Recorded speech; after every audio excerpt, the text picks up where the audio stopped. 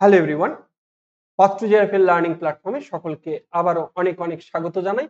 আজকের এই ভিডিওর বিষয় হতে যাচ্ছে WBSSC SLST র অ্যাপ্লিকেশন ফর্ম আজ থেকে যেটি ফিল আপ হওয়া শুরু হবার কথা। তো এখনো পর্যন্ত আমি যে সময় এই ভিডিওটা রেকর্ড করছি সেই সময় পর্যন্ত শুরু হয়নি, বিকেল ৫টার থেকে শুরু হবার কথা। এখন বিষয় হচ্ছে যে অ্যাপ্লিকেশন ফর্ম ফিল আপ করতে গিয়ে আমরা বেশ কিছু ভুলভ্রান্তি করে থাকি, নেটের ছাত্রছাত্রীরাও করে থাকে। কিন্তু এই এসএসসি এসএলএসটির জন্য এটা বিশেষ গুরুত্বপূর্ণ এই কারণেই, কারণ এখানে কোনো কারেকশন উইন্ডো থাকবে না, সেটা পূর্ব নির্ধারিত, পূর্ব ঘোষিত। কারেকশন উইন্ডো যখন থাকবে না, তাহলে কতগুলো বিধি আমাদেরকে মেনে নিতে হবে এবং মেনে চলতে হবে, কতগুলো ভুল করা যাবে না এবং কোন কোন বিষয়গুলোকে খেয়াল রাখবো, আজকের এই ভিডিওর টপিক এই হতে চলেছে। আরেকটা কথা, যারা কিনা বাংলার ছাত্রছাত্রী, যদি তুমিও বাংলার ছাত্রছাত্রী হয়ে থাকো, যদি তুমিও এসএলএসটি পরীক্ষার পরীক্ষার্থী হয়ে থাকো, যদি তোমার মাস্টার্স বা গ্রাজুয়েশনের সঙ্গে বিএড থেকে থাকে এবং তুমি যদি ঠিক করে থাকো তুমি এই এসএলএসটি পরীক্ষায় বসবে, তাহলে তোমার জন্য একটি গুরুত্বপূর্ণ কথা এই ভিডিও শেষে আমি বলবো। ততক্ষণ পর্যন্ত এই ভিডিওটা তোমরা একটু ভালো করে দেখে নাও, ফর্ম ফিল আপের বিষয়টাকে তোমরা কিভাবে প্রস্তুতি নেবে। আচ্ছা, প্রথমেই আমরা দেখে নিই কতগুলো স্পেশাল ডেট, এই পরীক্ষা সংক্রান্ত কতগুলো স্পেশাল ডেট যেগুলো আমাদেরকে নজরে রাখতে হবে। অনলাইন রেজিস্ট্রেশন ডেট শুরু হচ্ছে আজ থেকে 16ই জুন বিকেল 5টা থেকে এটা শুরু হয়ে যাবে। 16ই জুন বিকেল 5টা থেকে শুরু হয়ে যাবে এবং লাস্ট ডেট, এই ফর্ম ফিল আপ করার লাস্ট ডেট হচ্ছে 14ই জুলাই 2025 5টা পর্যন্ত। তাহলে তোমরা হাতে পেয়ে যাচ্ছ পুরো একটা মাস। তো তোমরা যারা মনে করছো যে আজকে ফর্মটা বেরোলেই আমরা ফিল আপটা করে দেবো, বা আজকে আমরা ফর্মটা বেরোলেই কালকেই সকালে গিয়ে ফিল আপটা করে দেবো, তাদেরকে বলবো তোমরা একটু সাবধান হও, একটু সচেতন হও, একটু ধীরে সুস্থে করো। কারণ অনেকটা সময়, একটা মাস হাতে সময় রয়েছে, ধীরে সুস্থে সেই কাজটা করলেও হবে। কতগুলো ভুল হড়বড়ি করতে গিয়ে যদি হয়ে যায় তাহলে সেটা যেমন মুশকিল, আরেকটা বিষয় হচ্ছে যে 2016 ক্ষেত্রেও যেটা হয়েছিল, আমাদের আপার প্রাইমারি নোটিফিকেশন বেরোনোর পর যেটা হয়েছিল, 2016 ক্ষেত্রেও কিন্তু ওই অ্যাপ্লিকেশন বেরোনোর পর, অ্যাপ্লিকেশন ফর্ম ফিল আপ হওয়ার পর বেশ কিছুদিন পর্যন্ত কিছু নিয়ম কানুনে চেঞ্জ হচ্ছিল। এবার সেক্ষেত্রে যারা আগে ফর্ম ফিল আপ করে ফেলেছিল তারা কিন্তু সমস্যার সম্মুখীন হচ্ছিল। তাই বলবো যে 1 মাস হাতে সময় আছে, একটু ধীরে সুস্থে কাজটাকে করাই ভালো। এবার আসি যে লাস্ট ডেট ফিস পেমেন্ট করবার, সেটা হচ্ছে 14ই জুলাই 2025, একদম 12টা বাজবার আগে, রাত্রি 12টা বাজবার আগে এই ফর্ম ফিল আপের যে টাকা সেটা তোমাদেরকে জমা করে দিতে হচ্ছে। আর আমাদের পরীক্ষার টেন্টেটিভ ডেট যেটা দেওয়া হয়েছে সেটা হচ্ছে সেপ্টেম্বর মাসের প্রথম সপ্তাহ। আচ্ছা, এখানে যেগুলো লেখা নেই সেই ইনফরমেশন গুলো বলে দিই। আমাদের ইন্টারভিউ এর যে ডেট দেওয়া হয়েছে, টেন্টেটিভ ডেট, সেটা হচ্ছে অক্টোবর মাসের শেষ দিক এবং যেটা কাউন্সিলিং ইত্যাদি সে সমস্ত করে নিয়ে মোটামুটি ডিসেম্বর পর্যন্ত এই পুরো নিয়োগ প্রক্রিয়া কমপ্লিট করতে চলেছে এসএসসি। এই কতগুলো ডেট তোমরা অবশ্যই ভুলবে না আশা করব, এবং এই ডেটগুলো তোমরা একদম প্রয়োজনে কোথাও একটা লিখে রাখতে পারো যেখানে তোমার এটা মনে থাকবে। আচ্ছা, বেশ, এবার আসি যে কতগুলো জিনিস এই মুহূর্ত থেকে একটু চেষ্টা করো যাতে করে তোমরা এইগুলোকে স্ক্যান করে নিতে পারো। কারণ অনেক সময় ফর্ম ফিল আপ করতে গিয়ে বিভিন্ন স্ক্যান ডকুমেন্ট আপলোড করতে হয়। এবার সেক্ষেত্রে এমন হয় যে আমাদের সেগুলো আপলোড এক এক ধাপে এগুলো চাই, এবং সেক্ষেত্রে আমাদের সেগুলো যদি স্ক্যান করা না থাকে তাহলে সেক্ষেত্রে কিন্তু সেগুলো খুঁজে বেড়াতে হয়। তো অতএব ফোনে বা যদি কম্পিউটার থেকে থাকে কম্পিউটারে নিজের একটা ডকুমেন্টের ফোল্ডার বানিয়ে যত্ন করে কতগুলো স্ক্যান কপি অবশ্যই রেখে নেওয়াটা গুরুত্বপূর্ণ। যেমন সমস্ত রেজাল্ট, কোন কোন রেজাল্ট গুলো বিশেষ গুরুত্বপূর্ণ, গ্রাজুয়েশন, এমএ বা এমএসসি আর বিএড অর ইকুইভ্যালেন্ট যদি কিছু থেকে থাকে তাহলে সেইগুলোকে অবশ্যই রাখতে হবে। এবার এখানে একটা প্রশ্ন যে স্যার আমার এখনো পর্যন্ত বিএড এর সার্টিফিকেট বা রেজাল্ট আমি হাতে পাইনি, সেক্ষেত্রে যদি রেজাল্ট পাওয়া গিয়ে থাকে, রেজাল্টটা থাকলেও হাতের কাছে, সেটাই হাতের কাছে রেখো। আর যদি কোনো প্রভিশনাল সার্টিফিকেট দিয়ে থাকে সেই প্রভিশনাল সার্টিফিকেটও হাতের কাছে রাখলে চলবে। আচ্ছা, এবার অনেক ক্ষেত্রেই দেখা যায় মাস্টার্সের রেজাল্টে সিজিপিএ আছে। তো সিজিপিএ ক্যালকুলেশনের রুল তোমাদের রেজাল্টের পিছনেই লেখা থাকে। তো সিজিপিএ তে যদি রেজাল্ট থেকে থাকে তার একটা পার্সেন্টেজও কষে রাখো যে তুমি কত পার্সেন্টেজ নাম্বার পেয়েছো। কারণ অনেক সময় ফর্ম ফিল আপ করতে গিয়ে আমরা দেখি সেখানে সিজিপিএ অ্যাকসেপ্ট করছে না, পার্সেন্টেজ অ্যাকসেপ্ট করছে। এবার সেক্ষেত্রে হয়ে যায় তখন সমস্যা। তা আগের থেকেই এই কাজগুলোকে গুছিয়ে রাখাটা জরুরি। আচ্ছা, এরপর হচ্ছে যে সমস্ত সার্টিফিকেট একই রকম ভাবে গ্রাজুয়েশন, মাস্টার্স বা এমএ হতে পারে, সেটা এমএসসি হতে পারে, এবং সেই সঙ্গে বিএড এর যদি সার্টিফিকেট থেকে থাকে বা প্রফেশনাল থেকে থাকে তো তার একটা স্ক্যান কপি অবশ্যই রাখা দরকার। আইডেন্টি কার্ড, আধার, ভোটার, প্যান এইগুলোর একটা করে স্ক্যান কপি সঙ্গে রাখলে সেটা বিভিন্ন পরীক্ষার ফর্ম ফিল আপ করতেই কাজে লাগে। একবার স্ক্যান করে নিলেই এই কাজগুলো কিন্তু অনেক জায়গায় কাজে দেয় এই স্ক্যান কপিগুলো। আচ্ছা, তারপর হচ্ছে যদি কাস্ট সার্টিফিকেট থেকে থাকে, অর্থাৎ সংরক্ষণের যে certificate, SC, ST, OBC, EWS এই ধরনের যে কাস্ট সার্টিফিকেট, সেই কাস্ট সার্টিফিকেটের একটা স্ক্যান কপি অবশ্যই রাখবে সঙ্গে। আচ্ছা, নিজের পাসপোর্ট সাইজের একটা ছবি, যেটা কিনা অবশ্যই সেলফি নয়, যেটা অবশ্যই সেলফি নয় এরকম ছবি। অনেকেই আমরা ফর্ম ফিল আপ করতে গিয়ে আমাদের একটু মডেল লুক ছবি আমরা সেখানে আপলোড করে দিই, বা হয়তো আমরা এমনি একটা ছবি সেলফি তুলে নিয়ে সেটাকে আপলোড করে দিলাম।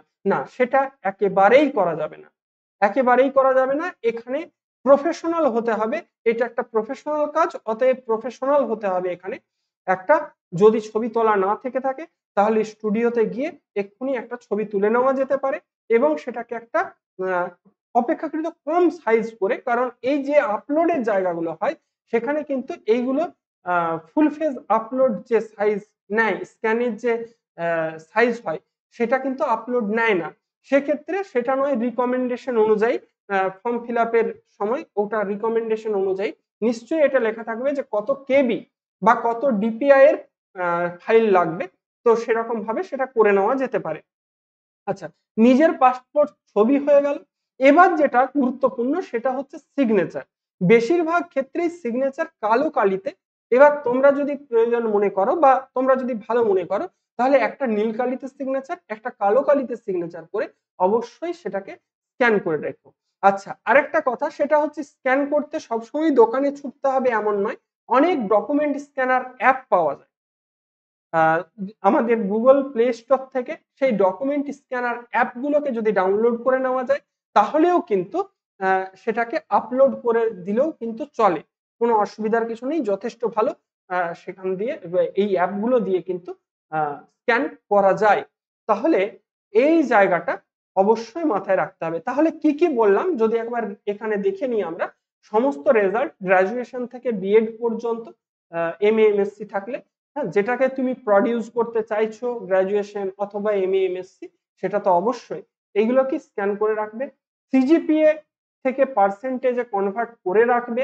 আচ্ছা, সমস্ত সার্টিফিকেট যেগুলো রয়েছে সেগুলো হাতের কাছে রাখবে এবং স্ক্যান কপিও হাতের কাছে রাখবে। আইডেন্টি কার্ড, আধার, ভোটার, প্যান এই সমস্তগুলো গুছিয়ে রাখবে। সেই সঙ্গে এটার স্ক্যান কপিও রাখবে।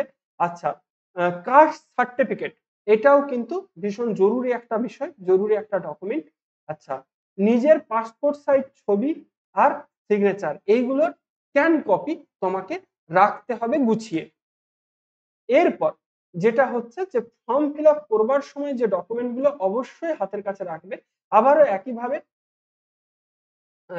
একইভাবে সমস্ত রেজাল্ট রাখতে হবে। সিজিপিএ থাকলে সেটাকে পার্সেন্টেজ করে নিতে হবে।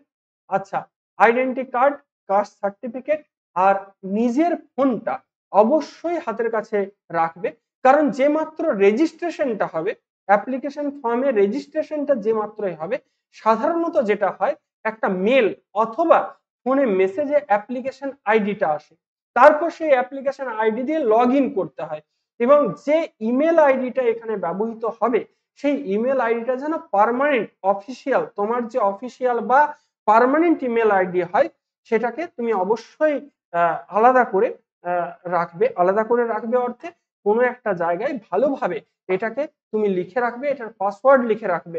কারণ অনেক সময় আমরা আ বেশ কিছু ইমেল, আমাদের অনেকের ক্ষেত্রে একাধিক ইমেল থাকে। তো কিছু ব্যবহার হয় না বলে আমরা পাসওয়ার্ড ভুলে যাই। যেটা তোমার ব্যবহৃত হয়েছে স্কুল, কলেজ, ইউনিভার্সিটিতে সেটা দেওয়াই ভালো এবং সেটাকে যেন যত্ন করে তার পাসওয়ার্ড এবং ইমেল অ্যাড্রেস সেই সমস্ত যেন যত্ন করে রাখা থাকে। কোথাও একটা লিখে রাখলে ভালো হয়। আচ্ছা, কোনগুলি খেয়াল করার বিষয়? সেটা হচ্ছে নামের বানান। অত্যন্ত শুনতে বোকা, বোকা কিন্তু হ্যাঁ, এটা ঘটনা। অনেক ক্ষেত্রেই আমাদের first name, middle name, last name এই সমস্ত থাকে। মানে ফার্স্ট নেম, লাস্ট নেম সকলের থাকে। কারোর, কারোর ক্ষেত্রে মিডল নেমও থাকে। তো তোমার স্কুল, কলেজ, ইউনিভার্সিটির যে রেজাল্ট, সার্টিফিকেট, ডকুমেন্ট সেই সমস্ত সার্টিফিকেট, ডকুমেন্টে যে নাম রয়েছে, যে বানানে রয়েছে, তোমাকে খেয়াল করতে হবে যেন সেই বানানটা দিয়েই তুমি ফর্ম ফিল আপ করো। কারণ নামের বানানে ভুল হয়ে গেলে কিন্তু অ্যাপ্লিকেশন ফর্ম অনেক ক্ষেত্রে নামের বানান বা এখানে যে ডকুমেন্ট গুলো আরো যে তথ্যগুলোর কথা বলা হয়েছে, ডকুমেন্ট নয়, যে তথ্যগুলোর কথা বলা হয়েছে সেই তথ্যগুলোতে যদি ভুল হয় তাহলে কিন্তু অবশ্যই অনেক ক্ষেত্রে দেখা যায় যে ফর্মটা বাতিল করে দেওয়া হয়। তাহলে নামের বানান অত্যন্ত খেয়াল করে দেখবার বিষয়। আচ্ছা, জন্ম তারিখ, আশা করি না কারোর বিভিন্ন ডকুমেন্টে আলাদা আলাদা জন্ম তারিখ থাকে। ১ দিন ২ দিন এরকম ডিফারেন্স অনেক ক্ষেত্রেই থেকে থাকে। তো অবশ্যই যে সার্টিফিকেটটাকে প্রডিউস করা হচ্ছে মাস্টার্স অর গ্র্যাজুয়েশন সেখানকার যে সেখানে যে জন্ম তারিখ দেওয়া হয়েছে সেই জন্ম তারিখ ব্যবহার করা অবশ্যই ভালো। আর জন্ম তারিখের ক্ষেত্রে যেটা যদি আইডেন্টি প্রুফ চাই বা জন্ম তারিখের ক্ষেত্রে যদি প্রুফ চাই তাহলে কিন্তু সেটা অবশ্যই আমাদের মাধ্যমিকের অ্যাডমিট কার্ড কিন্তু এই এই মুহূর্তে আমাদের এইটাই একমাত্র proof. Date of birth certificate কিন্তু অনেক ক্ষেত্রেই কাজে লাগে না। সেক্ষেত্রে মাধ্যমিকের যে অ্যাডমিট কার্ড সেটা বা রেজিস্ট্রেশন সেটা কিন্তু কাজে লাগে। আচ্ছা, এই সঙ্গে বলি যে ইমেল অ্যাড্রেস, আমি ইমেল অ্যাড্রেসের কথা বারবার করে গুরুত্ব দিয়ে এই কারণে বলছি কারণ এখন একটা সময় এসছে যেখানে চিঠি পাঠিয়ে খুব কমই কমিউনিকেট করা হয়।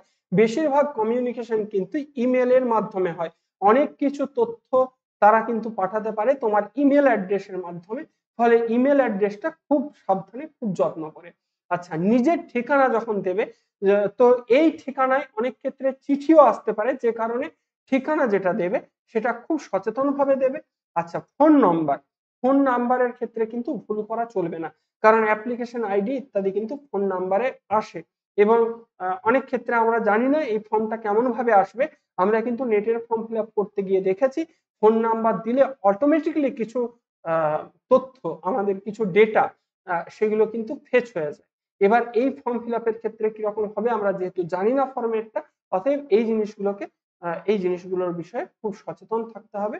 আচ্ছা, এবার আসি যে আমার তো এই বক্তব্যগুলো হলো। এই বিষয়গুলো তোমরা অবশ্যই খেয়াল রাখবে। আর আরেকটা যে বিষয়, সর্বশেষ বিষয় সেটা হচ্ছে যে বাংলার ছাত্রছাত্রীদের জন্য আমি কিছু কথা বলবো বলেছিলাম। সেটা হচ্ছে যে এই মুহূর্তে যে কম্পিটিশন এর জায়গা তৈরি হয়েছে, তোমরা যারা নেট পরীক্ষা দিয়েছো বাংলার থেকে, তোমরা জানো যে নেটের পরীক্ষার প্রশ্নের জটিলতা কতটা হয়। তারপরেও এই গত কয়েকবারে আমরা কাট অফ কিরকম হারে বাড়তে দেখেছি। তোমরা যারা এই পরীক্ষার অভিজ্ঞতা রাখো তারা আমার এই কথাটার সঙ্গে অবশ্যই, অবশ্যই সহমত হবে। তো আমাদের কাছে এই মুহূর্তে যেখানে একটা বীভৎস বিপুল পরিমাণ ছাত্রছাত্রী এই পরীক্ষা দিচ্ছে, অ্যাপিয়ার করবে, হ্যাঁ? মানে বিগত ১২ বছর ধরে পরীক্ষা হয়নি।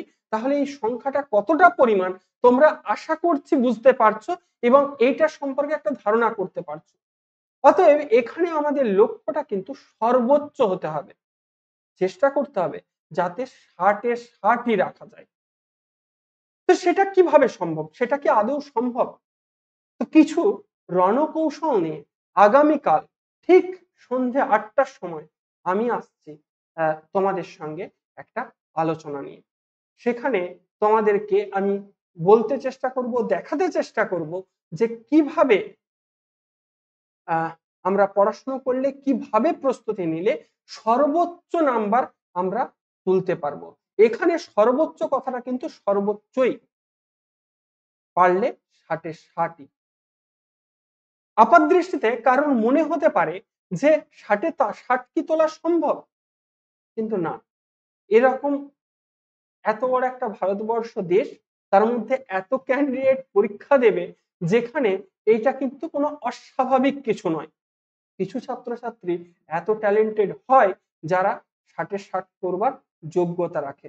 তাহলে তুমি যদি এখান থেকে সরে যাও, তুমি যদি প্রথম থেকেই মনে করতে শুরু করো যে 60 এ 60 টা সম্ভব নয়, তাহলে কোনো কালেই সম্ভব নয়। আর তুমি যদি মনে করো যে আমি করব, আমাকে পারতে হবে, আমাকে করতে হবে, এবং সর্বোচ্চ যে কথা সেটা হচ্ছে যে এই লড়াইটা, এই পরীক্ষাটা কোনো এলিজিবিলিটি টেস্ট কিন্তু নয়, এটা চাকরির নিয়োগের পরীক্ষা।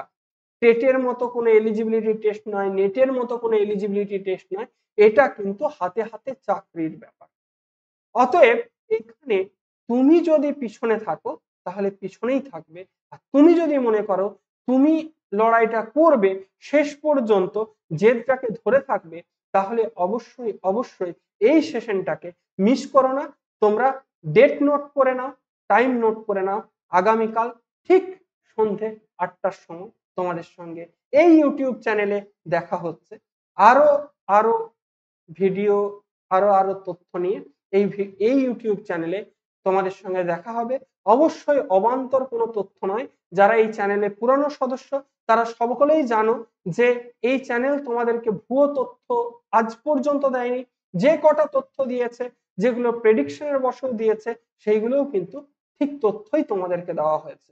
অতএব অতএব যদি আমার উপর এই ভরসাটা থেকে থাকে, এবং সবচেয়ে বড় কথা যে যারা আমাকে চেনো, যারা আমাকে ভরসা করো, তারা যদি মনে করো যে তোমরা পারবে লড়াইটা করতে, পাথ টু জেআরএফ তোমাদের পাশে সবসময় ছিল, সবসময় আছে।